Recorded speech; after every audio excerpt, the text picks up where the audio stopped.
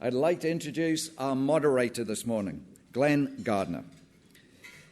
Glenn is a principal with Avison Young. Over the past 4 years alone, Glenn has completed over 300 lease deals totaling 3.5 million square feet. Glenn currently sits on the Advocacy Committee for the Downtown Vancouver Business Association and UDI's Industrial Commercial Committee. Please join me in welcoming Glenn.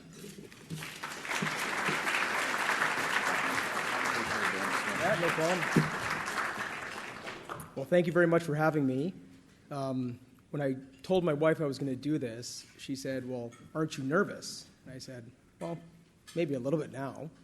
And she said, "Well, if you're nervous, picture everybody in your underwear." And I would tell you that's terrible advice, because right now I'm picturing Lou Ficcicelli in his underwear, and you can't unsee that.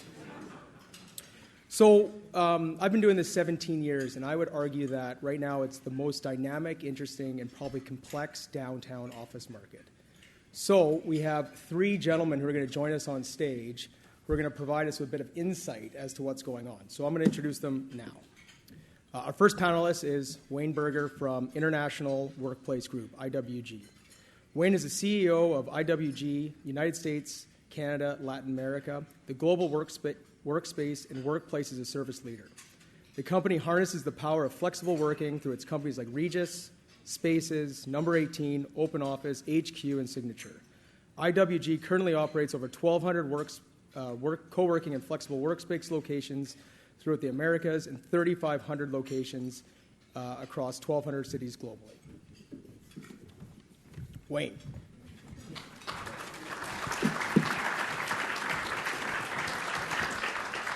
Also has by far the best hair on this panel.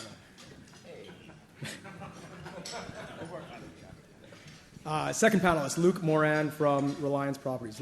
Luke Moran has over 17 years of commercial real estate experience, currently serving as the Director of Leasing for Reliance Properties. He is responsible for commercial portfolios, which include over 1.8 million square feet and an additional 1 million square feet of potential mixed-use development. Over the past 8 years, Luke has managed approximately 1,000 lease transactions, including the recent pre-leasing of Burrard Place, a A-plus building of 135,000 square feet in downtown Vancouver.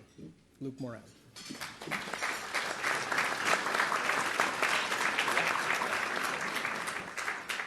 And last but not least, Chuck Wee. Chuck serves as the Executive Vice President of Pacific Northwest and Western Canada at Hudson Pacific Properties. He is responsible for the office portfolio in Vancouver and Seattle, which includes 1.45 million square feet at Bennell Centre and 2.9 million square feet of Class A office space in Greater Seattle. Prior to joining Hudson Pacific in 2019, Chuck was the Vice President for a multinational real estate corporation, Oxford, where he oversaw leasing and operations in Vancouver and participated in development and acquisitions. Chuck Wee.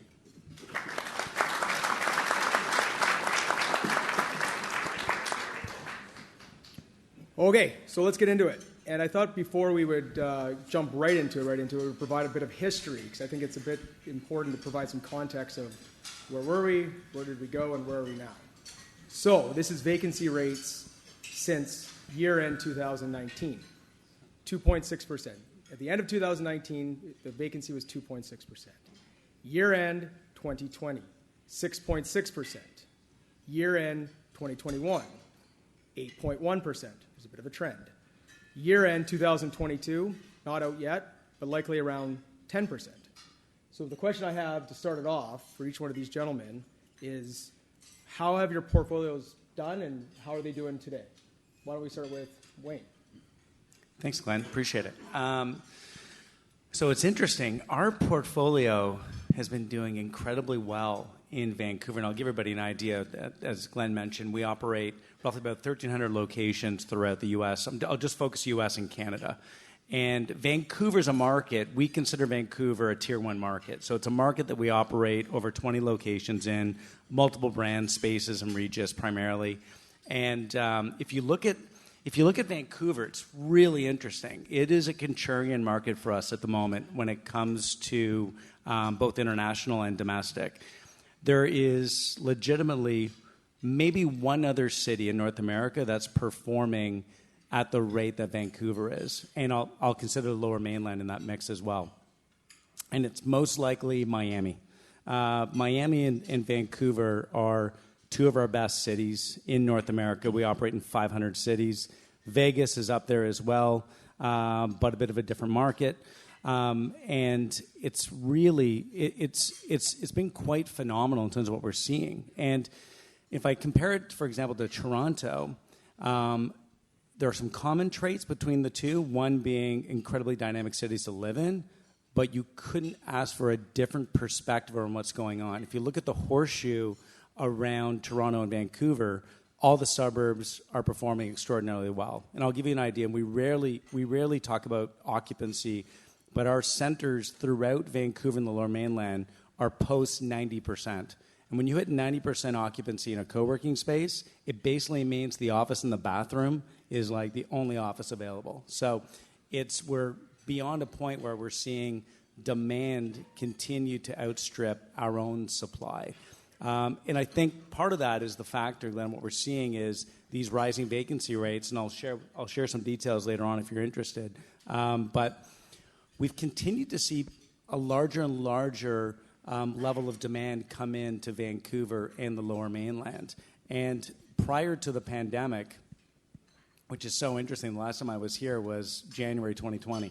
Right? And I think we were all asking ourselves, what is going to slow down this market? And then we all found out. So, but what's interesting is how companies are using space today is very different. When we look at our spaces locations throughout Vancouver, prior to the pandemic, we were really almost a single tenant occupier, which is not normally our game plan. Right? We operate co-working spaces, and it's traditionally very diverse in types of industry, size of company. And 18 and 19, we just became almost like a primary occupier. And now that's shifted completely. Enterprise clients are looking to really start to become more geographically distributed in their employee base, and they're taking space differently in our centers. But Vancouver's been an extraordinary outlier market, and I think it's because of what we're seeing in shadow vacancy and sublease continuing to pick up. More and more companies are turning to flex right now because things are just so unpredictable. And so the flexibility has been a big driver. Luke? I think leading up to COVID, it was, we were pretty unhealthy. We were bouncing off 0% continuously leading up to, I guess, 2020. And then the iceberg kind of broke up. And I think during COVID, we were close to 4, maybe just sub 4% vacancy, and now we're down to maybe just sub 2%. So we were always healthy, and, it was very irritable leading into COVID. So in a weird way, we actually freed up a lot of space. We were able to get a lot of space back, or some space back, turn it back out to the market. And as quickly as we could do that, I know we'll talk about that later, but they would lease up. So I think private money, we're able to, be a little bit more creative, offer different incentives. We don't have to sit on vacancy. We can, have a little bit of fun with it. And for us, it's a combat sport. We can offer things that maybe the institutional guys can't. And yeah, occupancy is key for us. So pre-COVID, just like everybody else, we were, unhealthy through COVID. The story changed, but occupancy levels, I think, are still good, are still great. So yeah, so right now we're, I think, like I said, I think we're just sub 2%. So yeah, we're pretty happy with that. And then for us, I think it's a story about leased occupancy versus physical occupancy. So on the leased occupancy, Bentall Center's always been a strong trophy asset. It's always tracked a couple of points ahead of the market. And we watch the market. As the market increases its vacancy, there is a bit of a allowance to sort of track that market but stay ahead of it. I think before our time, when Hudson Pacific got to Bentall Center, someone did a couple of deals and pulled tenants out of it into Ted's building, the Stack. But now we've got the job of backfilling that space. And so I think naturally as those tenants move out, we'll have that task. But I think our goal in the center is just to sort of track that vacancy and at least stay ahead of it. If you try and beat that vacancy by 10%, you're going to be leaving money on the table. You're going to be buying deals you don't necessarily have to. And if you fall behind it, obviously you're racing to catch up. In terms of physical occupancy, we have seen, and I think this is the story of Vancouver with a lot of smaller tenants, some enterprise, but history of smaller tenants. Those companies have had more ability to call people back. And the other thing we look at is transit ridership. And TransLink has said, they're back up to, call it 70% ridership. And that's what we're seeing, sort of core days, core hours. Tuesday to Thursday, we do counts every 2 weeks on a Wednesday. And we're seeing the occupancy track upwards, almost to 80% on some days. And it feels like that when you walk the streets downtown, walk the property. And at 80% midweek, you can sort of get a sense that people are still going to need their real estate in some way or shape. The phenomenon that we're seeing, though, is that the Mondays and the Fridays are still low. Everyone knows that. But the other phenomenon is the core hours mentality. So as people are getting called back, they're saying, great, well, I'm still going to drop off my kids, and then I'll show up at 9:30 or 10, and then I'm out of here at 2 o'clock because I want to see them at the end of the day. And I think our job as landlords is to say, let's take that core hours mentality, just grow it a little bit here, there, provide more reasons for people to come back downtown and do things a little bit differently. But yeah, I think that's sort of the physical occupancy story. So that is a bit of a good segue for the next question I have. And it's tough to read a newspaper or listen to the business news without hearing things like the office is dead. And then on top of that sentiment, you also have the Meta, Facebook, Amazon, Tesla, all giving, all firing 10,000, 11,000 employees. So the news seems to be going against us. But I echo what you said, that Vancouver seems to be somewhat insulated, not fully insulated, but somewhat insulated to that environment. Why, and this is for Chuck, why do you think Vancouver is somewhat insulated or has done better than most major markets across North America? Well, you could dive into each industry and size of company within each industry, but I think you could sort of pick out the anecdotal stories of people that are saying, I'm a strong company, we have good people, our people like each other, they like to spend time together. And you can sort of see this pattern where if you've got those things firing your way, you can have the flexibility or the leverage to say, hey, if you don't want to come in, like we're an employer of choice, you can sort of self-select what you want to do. I mean, we are in a world where people can self-select whether they want to work remote or come in or go hybrid. Our personal story is at the end of last summer, so 15 months ago, we called everyone back to the office 4 days a week. It was we were probably leading the pack slightly, but it was a trend that we were seeing in the United States. We lost 3 people. That's 10% of our workforce, and I thought we were at the beginning of something kind of scary. As we put those postings out to backfill those roles, we went from, call it 80 to 100 resumes to 30 or 40, but of those 30 or 40, the people that we hired, it was a very common theme. Like, they hadn't seen their boss in 2 years, they felt that their career was flatlining, they're sort of late 20s, early 30s, and they were tired of their roommate, tired of sitting alone in their living room. So they said they self-selected into an environment. And when I look back now and I look at what those 3 people bring to our office culturally, it is that social atmosphere, that sense that they want to be there, they're creating that vibe, and everyone else gets caught up in that as well. So I think there is a bit of a rip the Band-Aid off, and I think good companies and good industries will have the ability to kind of have that conversation as we go forward.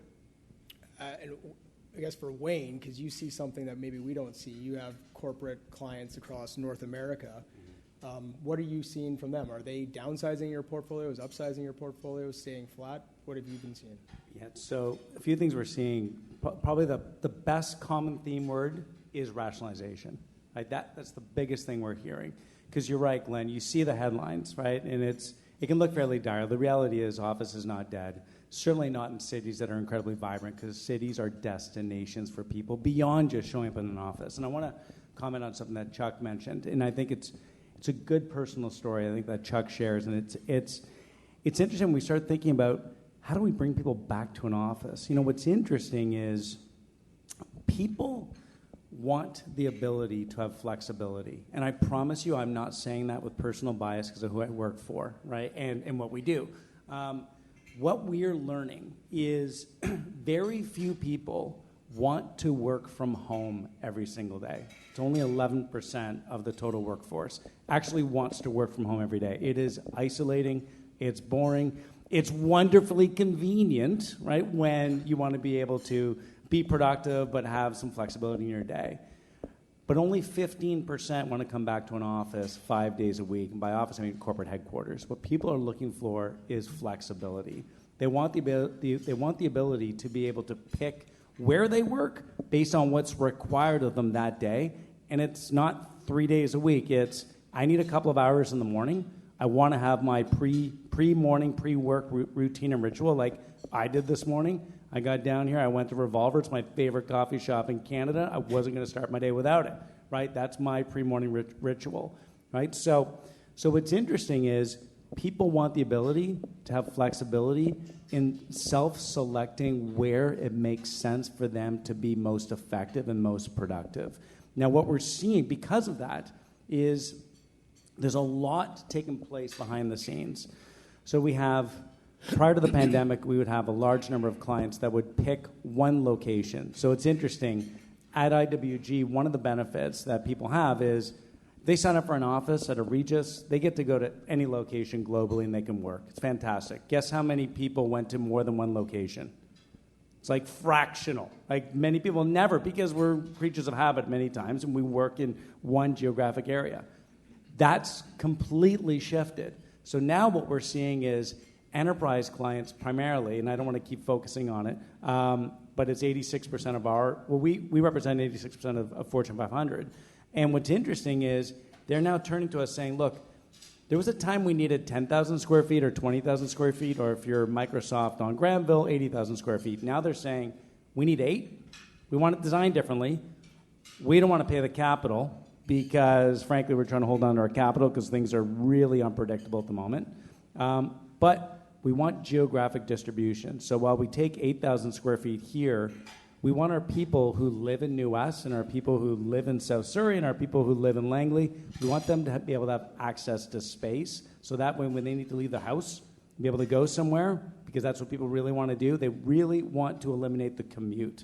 That's what it comes down to. The commute is the biggest enemy right now, around 5 days a week, right? So what they're looking for is this ability to be able to become more geographically distributed across locations. It's more this ubiquitous work style than being more centric, right? So that's the biggest shift. Now, while that's happening, though, is we're seeing a lot of our clients turn to us and say, look, we're now being challenged by the CEO and the CFO. We need to reduce our footprint because it's costly. We're not going to move from 100% to 1%, but we need to find a way to downsize or shift out or rationalize 10 to 30% of our portfolio. And that's going to come in various different ways. So we're working with a large number of companies who've been coming to us saying, look, we're in 80 buildings. We need to be in 30. But we've got leaseholds. So can you do something with us for the next 8 years in building A, where you can operate a flex space, we can mitigate our capital losses, and then when that lease comes up, we'll figure out what we're going to do. And so we're seeing a lot of portfolio rationalization as they're moving away from capital leases because of the liability and also just the new movement towards flexibility. That's been a big, big shift that we've seen overall. So that leads into the next topic. And if I opened up my phone right now and looked at my emails, I would probably see 1,000 different subleases that have come onto the market in the last few days.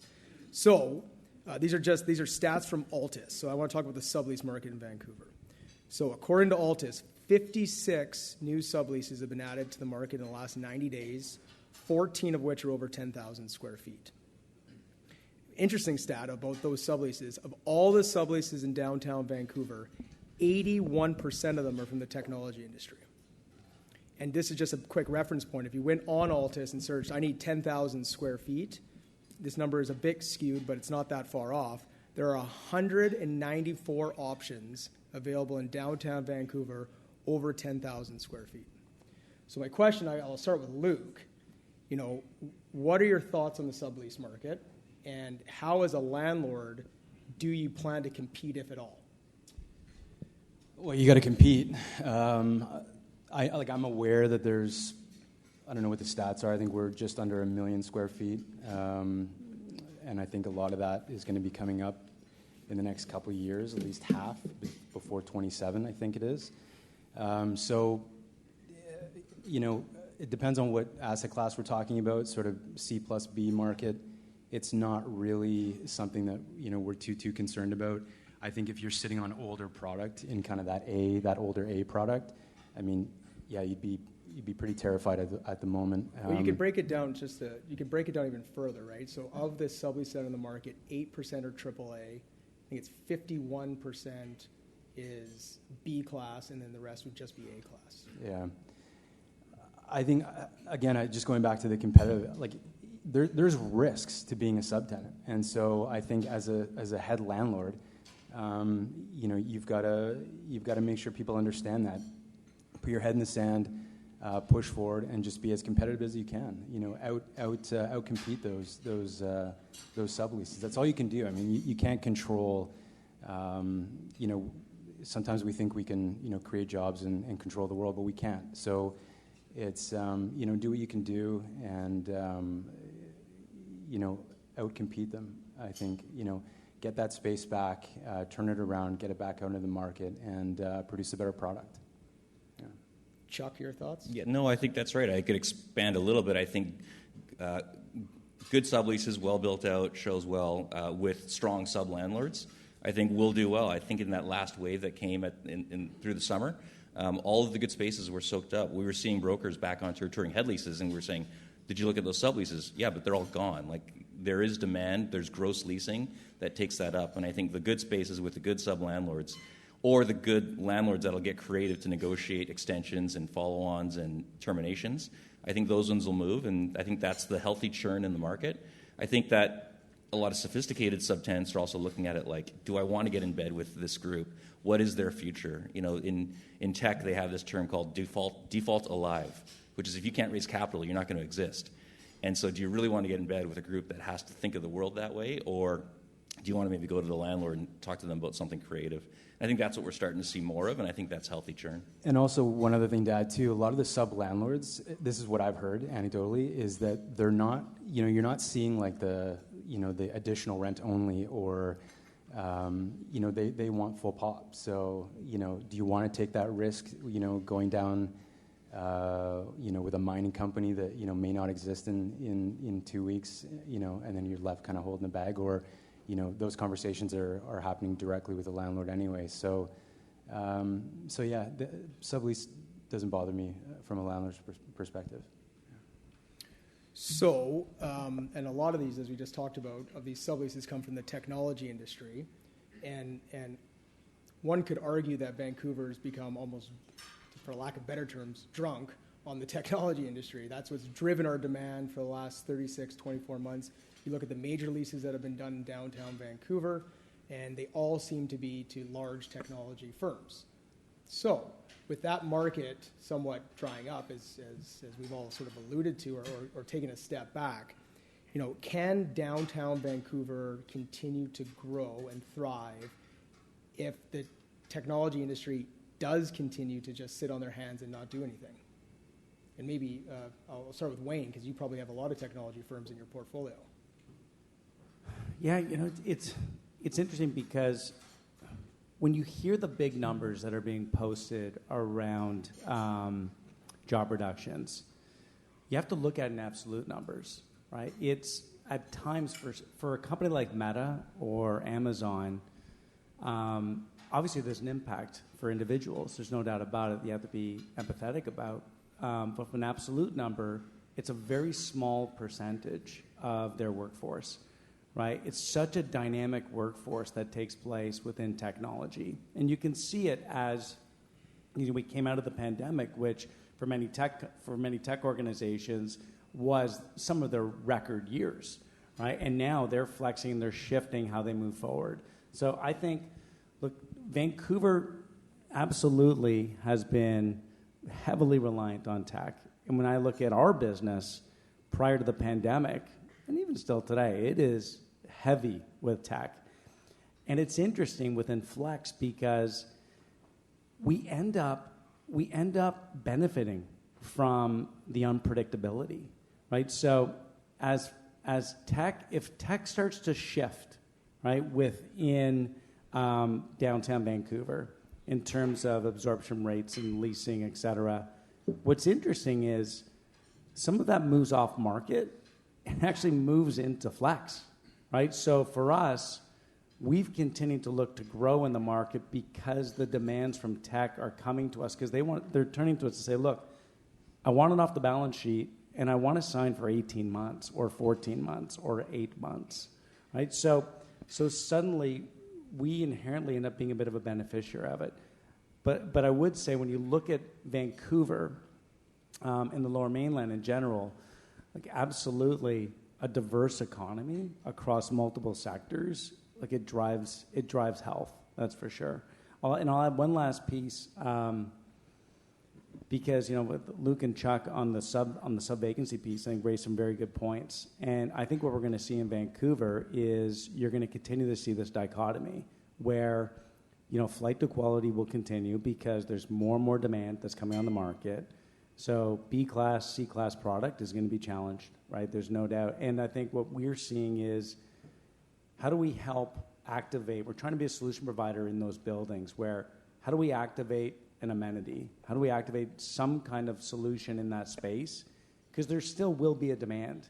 Because by nature, Vancouver, with the design and infrastructure of residential, plus retail, plus entertainment, plus commercial, they all live together in one ecosystem. So the space will be needed. It's just going to be needed in a different way. And it's going to be a tremendous amount of capital for developers to invest in these buildings to try to create that demand. So we're trying to figure out how do we provide an amenity that doesn't cost the landlord something that could drive a level of demand into that type of product? Because it will be needed, but it'll be needed in a different way. So Luke, I just heard that he's a huge competitor of yours. So I say partner because we should be, because there's more opportunity there. Go ahead. Yeah. Well, let's go back to the question: is Vancouver going to grow? Can Vancouver grow? Will Vancouver grow without a significant, new to market tech? Is kind of what we're really asking. I think if you go back, I don't know how many years ago, but Vancouver typical absorption isn't that high. Like, it's I can't remember what it was, but I'll make it up. It's under 100,000 annually. So absorption. So, we've had these, last whatever it is, say 6 years of huge absorption, and and a development cycle to follow. So the answer is, of course, is yes. It's just not going to be without another Amazon type deal coming into the market. So I think it's a simple answer: is yes, it will, but just slower. I think to your point specifically about tech and can we grow with tech, I think that there's sort of two sides of it. As you see more layoffs in tech, you start to see the workers saying, I'm kind of interested in getting back to see my team. And so for us, it's sort of a question of, would you rather take a healthy tech and 20% of them coming in, or tech that's rationalizing maybe down 10 or 15%, but you've got 100% of those people in? And I think that's the latter that, we're here to be optimists. That's the optimist in me saying, we can create these spaces where these people want to come and get back together. And if there is a little bit of strife in that employment market, then I think that that's a conversation, again, that those employers can start having. Yeah, and so attracting them back into the market is sort of leads into the next question, which is there seems to have been a real flight to quality, right? Everyone wants to move up. And the way I sort of always see it is if you are sent home and you're working from your house, and arguably your house is nice, but your office is really shitty, nobody wants to go back to their office. So we've seen this move up market. And so I guess it's a question from Luke, because Luke, you have a wide swath. You have everything from a C-class building to a AAA building. Yeah. Have you seen that movement of tenants in your portfolio wanting to elevate that game to be able to attract their employees back in? Yeah, it depends on, there's just so many, there's such a nuanced question because, crossing asset classes doesn't happen that often. Again, this was an answer to one of your earlier questions that, 90% of the market is less than 100 employees. So, you're not going to see a lot of, when you say flight to quality, we see within our portfolio, and I brought this up earlier, as a landlord, you've got to get space turned around. You've got to, deliver what tenants want. And so, yeah, within the portfolio, absolutely, as quickly as we can get space redesigned, rebuilt, and back out to the market, yeah, of course, they're getting eaten up. We've had, how many years of that iceberg, of tenants just being stuck in old, tired space. So in the tenant space, 100%. But between asset classes, I don't think so. I mean, again, if you go to the A, the A market, you might see A to AAA. I guess we are seeing that. But below A, it's really they're focused on their particular space. And I guess for Wayne, you have all kinds of different facilities. Some are older, some are newer. Have you seen people wanting to get out of an older one of your facilities and move into a newer facility? If the price is equal, right? I mean, honestly, it's like, right? I think it happens on occasion, but more often than not, it's usually about how's the complexion of their team changed, right? Is what we're seeing. It's so, it doesn't happen often where we have somebody who's at Regis Pacific Center and wants to move to like our new location and spaces at Deloitte Summit. They may, for sure, if they love the look, the feel, but they'll usually end up making that decision if they're shifting their business model where they need space now that becomes more image-based, for example, where they're going to host clients more often, right? Because it's not back office operations. It's now going to be client-centric. Or they want to attract their team members that when they come back in for whatever days those look like during the week, it's a different mindset, right? So, and it's a different approach to how they use the space. And then the other time we'll see organizations shift, frankly, is if they just need a different type of configuration of space, right? So we'll see that certainly because, it's interesting if you look at our space, we're essentially hospitality for commercial, right? We're almost like a retailer, and we've operated in Vancouver for 25 years, and we have some centers that look like we've operated for 50, right? And then we have some that, are certainly new. A trend shift in design. And I think what we're actually seeing right now, Glenn, is I think we're at the first stage of a complete shift in the commercial real estate market. I truly believe that. I feel like we're at this stage today, this precipice. We're trying to talk about how do we get people back in, how do we attract them. Look, the reality is office space is going to be different moving forward. It is not about coming in every day in a benign fashion to show up to your cube or your office or your what is worse right now is open space, right? Open space is distracting, right? So what's happening now is people are coming into their space, and it's for a very specific purpose. I know we've all heard the terms collaboration, innovation, et cetera. That's happening, right? Space is being used today in a more actively engaging way, both physically and virtually, because more and more teams are not just based in Vancouver any longer. People are hiring people outside of the city, outside of the province, outside of the country. And those teams are mixed.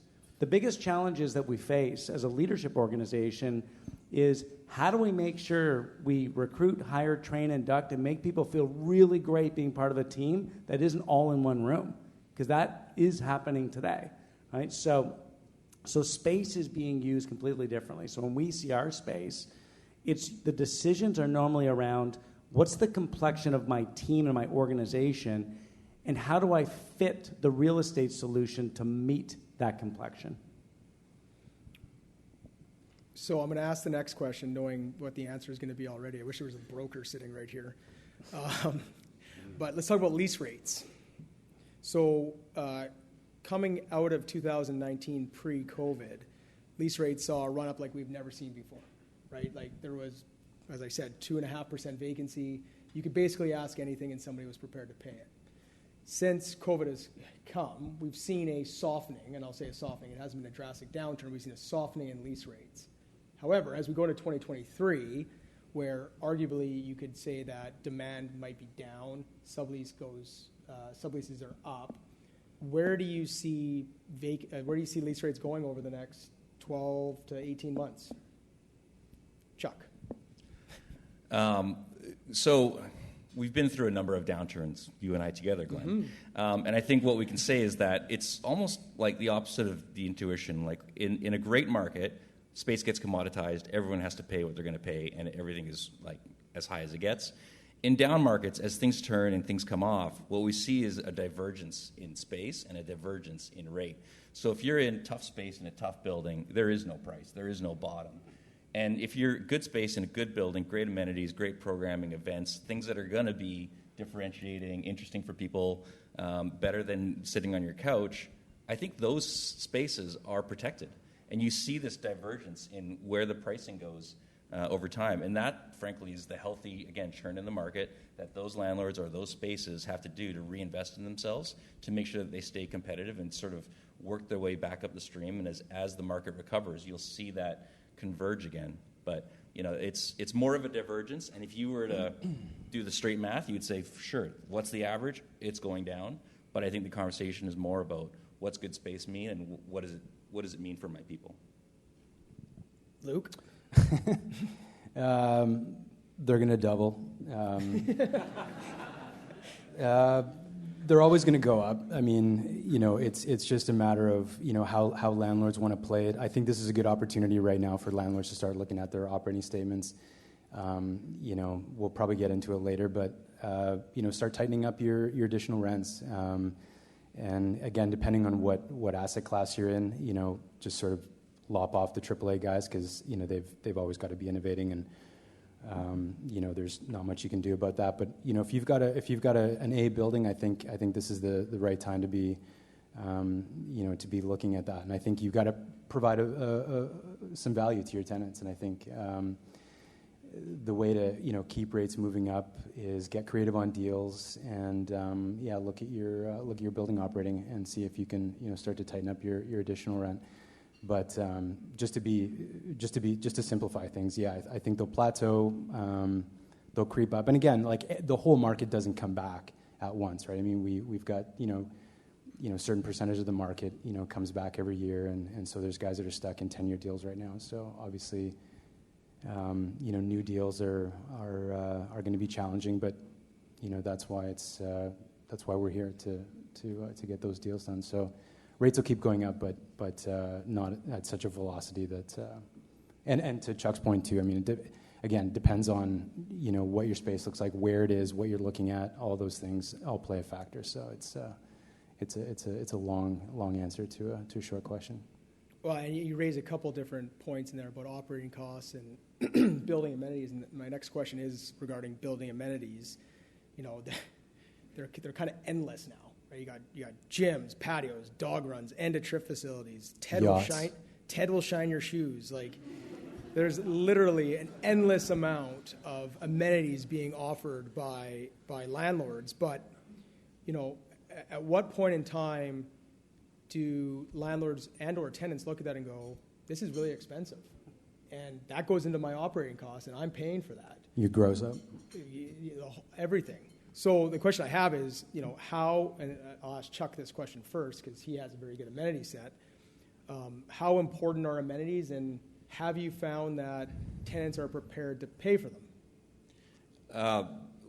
So yes, of course, and amenities are important. If you're going to get off your couch, you're going to come back to something interesting. But I think what's more important, and what we're discovering, is that employers are actually appreciating placemaking and community building. So, 2 years ago, we hired Ashley Chandler. She's back here in the room today, and she's absolutely crushing it. If you go to the Bentall Center Instagram account, you'll see the kinds of events she's putting on. Like, she has a pop-up for small dogs coming up. And who would have thought that employees would want to see that? But it's not that. It's actually the effort to expand the hours and expand the week and bring people into the property that you wouldn't have seen before. And it's this positive spiral of activity that you can start to get a better sense of the property, more energy, more animation, and people get more excited about it. So you can build a great fitness center, but if you're not programming around it, having events, bringing in, guest people to work out and putting classes on, it's just not going to be that interesting. We built a dog park, and on a Saturday afternoon, Ashley put a DJ up there in North Point Brewing, and she had 600 people sign up to bring their dogs on a Saturday afternoon in the summer. Like, who would have thought that people would be at the Bentall Center on top of a rooftop parkade on a Saturday afternoon? But it's that kind of buzz that starts to create itself, and it's this wheel that starts turning, and now the phone's ringing the other way. People are actually calling Ashley and saying, can we throw this event? Can we do this? And it's generating a whole different vibe and atmosphere around the property and hopefully to the downtown core.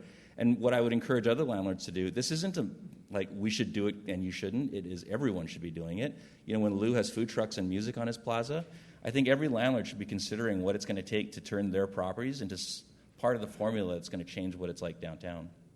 So, go ahead and build the fitness centers, but do even more with it. Or do less. I think, we seem Please do less. Well, no, I think we again, going back to, the bulk of our tenants, are small companies. We're not a head office town. So I think there is room for, that A product. Like, don't pretend to be something you're not. Like, don't think, don't have Equinox visions and then put like a gym into a leaky, mechanical room. Like, it's just, you're not solving anyone's problems. You're creating problems for your tenants. So yeah, don't compete with Chuck.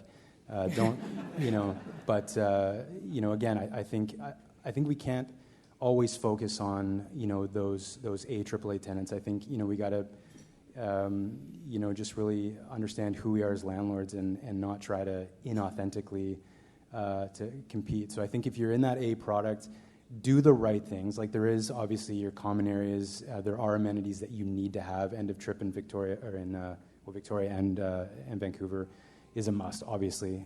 So there are things that you have to do. Your washrooms have to be top shelf. You have to be chasing those sustainability goals.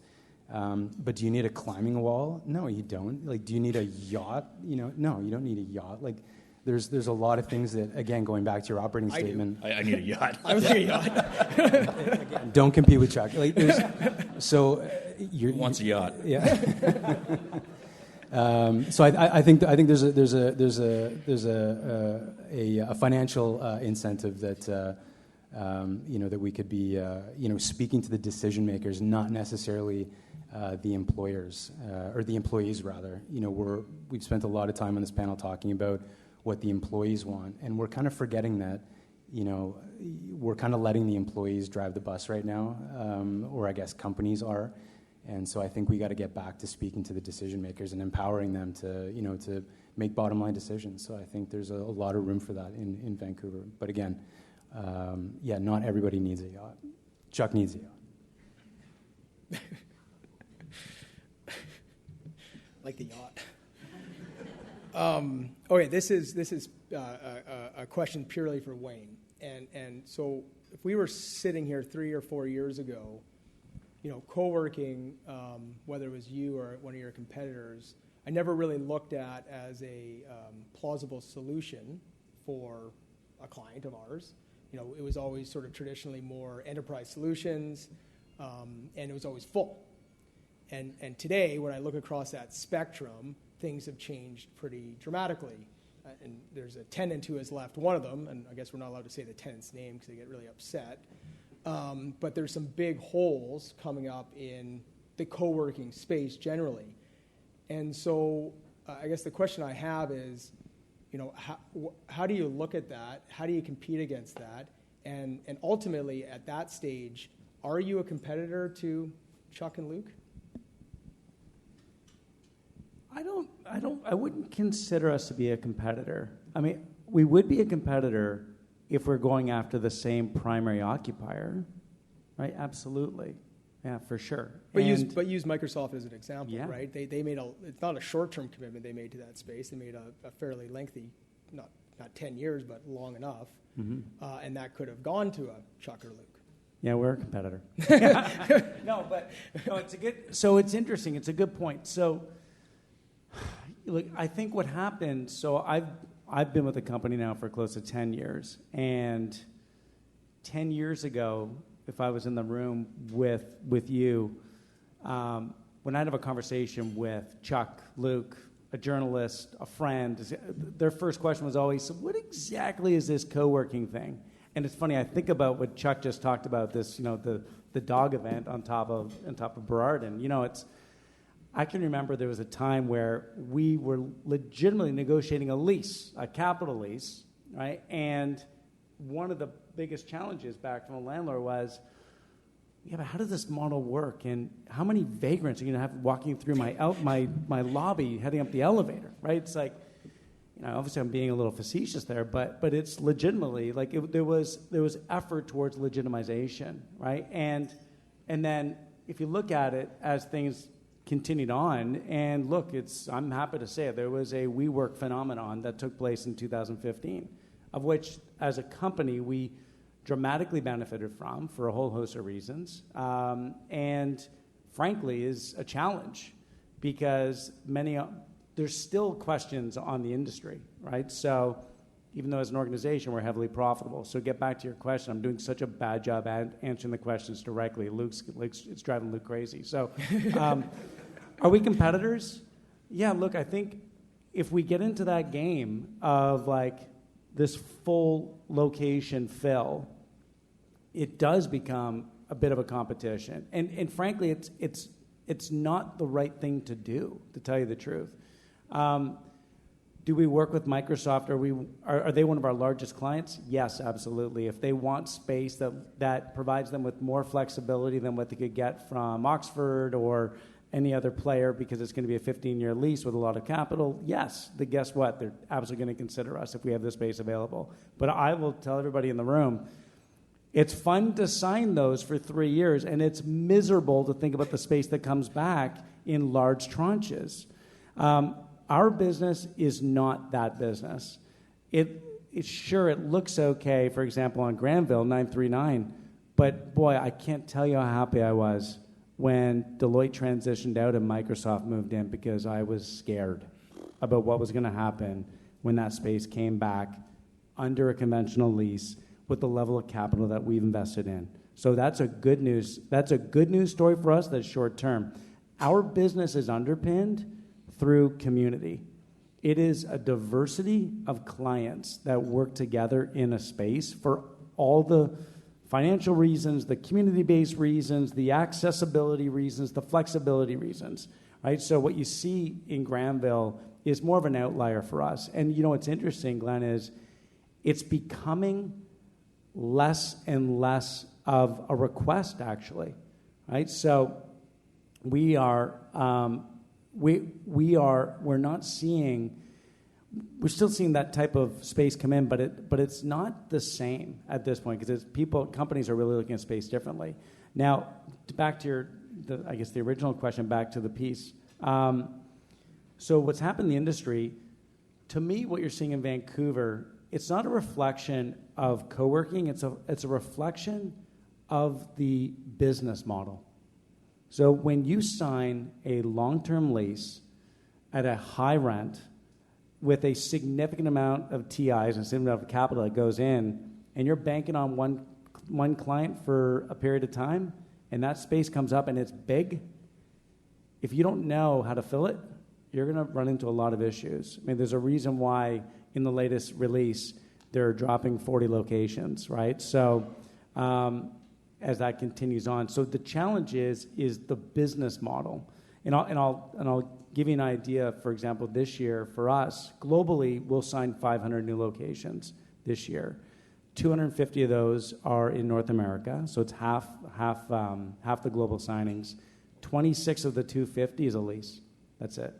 And so that number continues to shift down. So it's less the issue with co-working. It's more the issue of the financial model underpinning the location. And when I see those big locations open up, you know what I'm thinking? I'm thinking opportunity. That's where we talk to the landlord and say, okay, what can we do together? So we've talked a lot about where we are today and where the next 12 months are going. I want to maybe shift our focus a little bit further down. The last of the new developments, arguably being 1090 West Pender, is now fully committed to. And then there's a big gap. We have this massive gap between 2024 and 2027 or 26, depending on when you move in, when you can move into Reliance's new building. And the question I guess I have is, if this quote-unquote recession comes and goes quickly, are we in a position where we're going to be back down to vacancy really quickly? Like, could we be looking at this, having this conversation in 2025 going, man, we should have broken ground in 2022 because it was going to rebound. We all know Vancouver's a great market.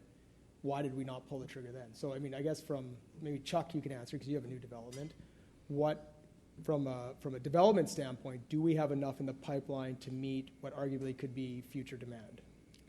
So the MBA answer is it depends, of course. Like if you're, and Luke's got a point, like if we go back to, he said 100, I actually look at a historical absorption at 200,000 feet, probably not. You know, if we go back to a pre-recession, pre-tech, 200,000 feet a year, we've got 5 to 7 years of absorption that we can do before we get to a development cycle. If we go back to that 500,000 to 600,000 feet, which we had for 3 years in a row, we will be out of space. And I think that's the, you know, get up in the morning, look in the mirror, and figure out if, you know, you and your partner are going to be there for that in probably the only market in North America where people are having this conversation.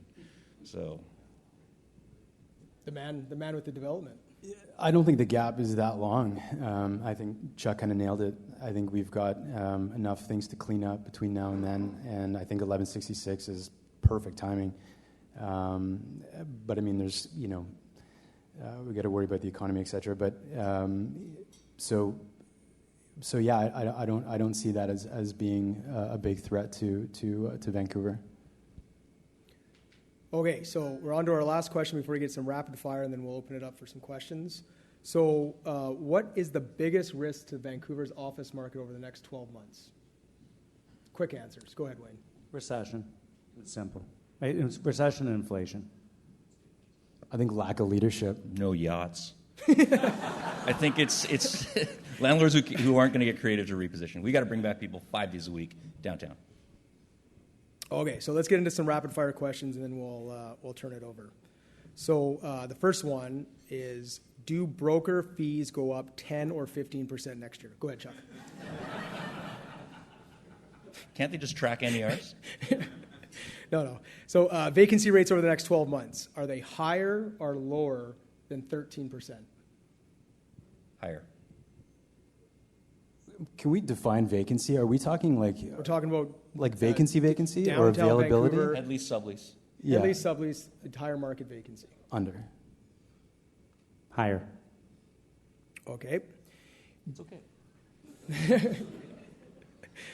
Do you think we will see a significant tenant put a large amount of sublease space on the market in the next 12 months?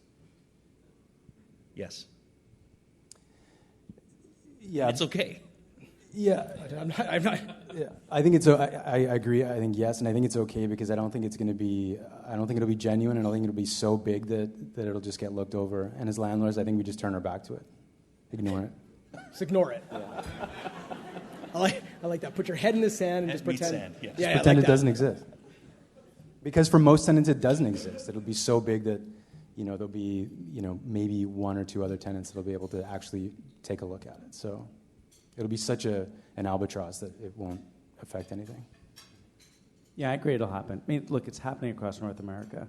We're foolish to think that it's not going to happen in Vancouver. It's just timing. It'll happen.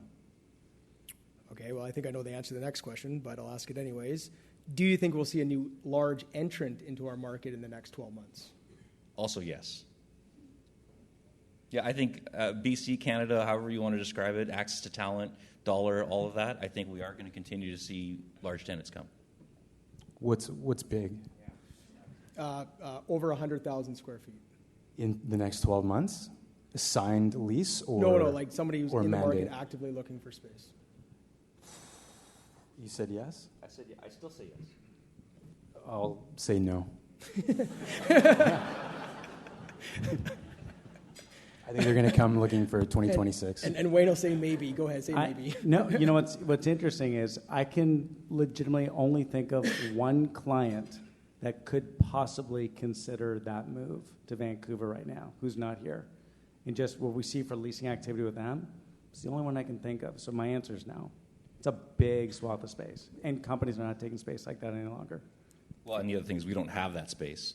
So I would temper it, because I didn't think you were going to say 100,000 feet, but we don't have 100,000 feet if someone showed up, and that's the other thing about our market. Yeah, and arguably most 100,000 square foot tenants aren't looking for space immediately. They're typically in the market. They'll start at 20 to 30. Correct. How about that? Will we see that?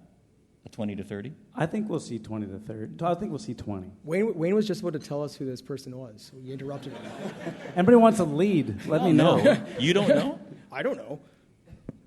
Okay. I don't know if they're coming to Vancouver, but they're the only company I can think of that is taking surprising amounts of space, primarily in the U.S. right now, but I don't know why they wouldn't look at Vancouver, considering everything that Vancouver has to offer: workforce, currency, immigration.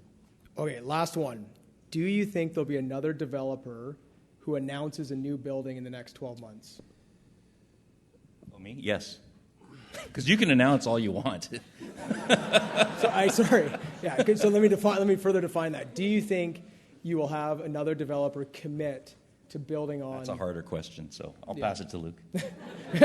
Yeah, it's a tough question because, yeah, exactly. I was going to say the same. Like, if we're talking about, shovels in the ground, I think the banks are really going to start getting in front of us on in the next, kind of short term. So I'm going to say no to. I think that'll probably slow down. And again, back to 1166, perfect timing because I think it'll hit the next cycle perfectly.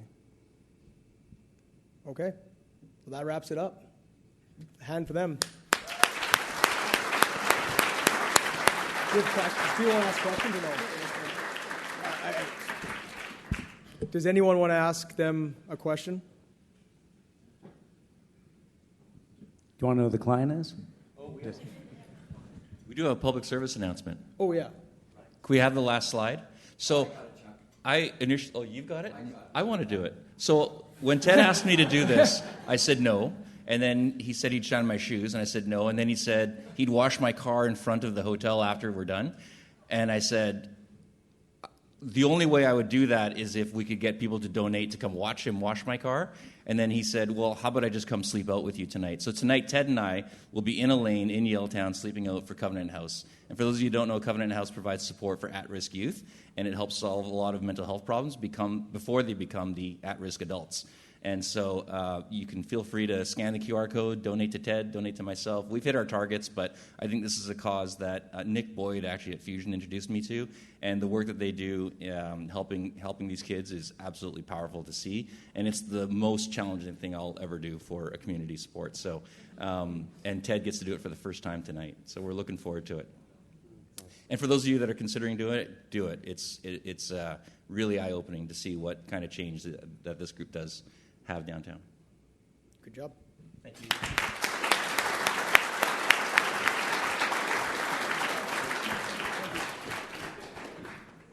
Nicely said, Chuck. Thank you very much again to our moderator, Glenn, and of course this morning's panel, Wayne, Luke, and Chuck. Fascinating insight to the world of office product. I will take one of our industrial buildings out to lunch today and just say thank you for making life easy.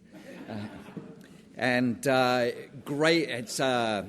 It's a great cause, obviously, and it's that time of the year when there's so many worthy causes throughout the Lower Mainland, and we know as an industry we're extremely generous through the course of the year, especially this time of the year. So whether it's this cause or others, continue to support your community. It's important.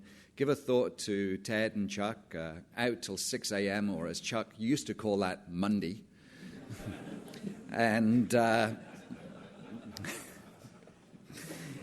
And may I conclude this morning's breakfast with saying for the very first time, please enjoy the holiday season. Thank you and good morning.